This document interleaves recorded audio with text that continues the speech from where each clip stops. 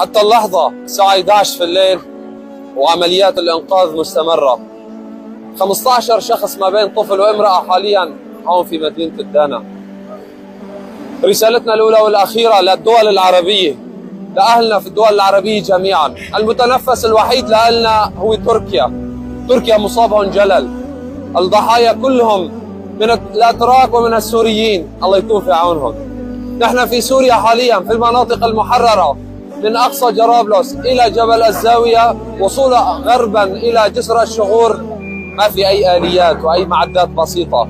هناك أبنية بحالها حتى هذه اللحظة ما تم الانتشال منها أي ضحايا. التوقعات تستمر عمليات الانتشال 15 يوم، يعني اللي عايش بكرة بيموت واللي عاش لبكرة بيموت بعد بكرة. الرسول صلى الله عليه وسلم ما وصاكم بأهل الشام؟ ترى أهل الشام هون اللي مخربط، أهل الشام هون إذا مفكريننا بلا قيمة أو بلا شيء أو إدلب أو شيء فأنتم غلطانين. الرسول صلى الله عليه وسلم قال لكم عليكم بأهل الشام فإنهم أهل نخوة. من هون في أرض الشام الكل عم يدافع عنكم. الآن كارثة حلت على الجميع، إذا ما وقفتوا جنبهم. ترى نحن أقوياء وأهالي الشام أقوياء بمهجرينها وبأهلها بأطفالها اللي تحت الأنقاض.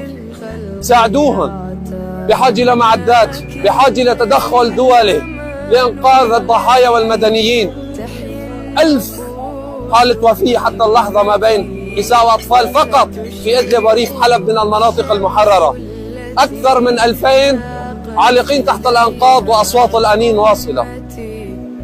اعملوا بقول الرسول صلى الله عليه وسلم وعليكم بأهل الشام فإنهم أهل نخوة. أهل الشام راح يضلوا أهل نخوة حتى لو خذلتوهم. أملنا فيكم كبير.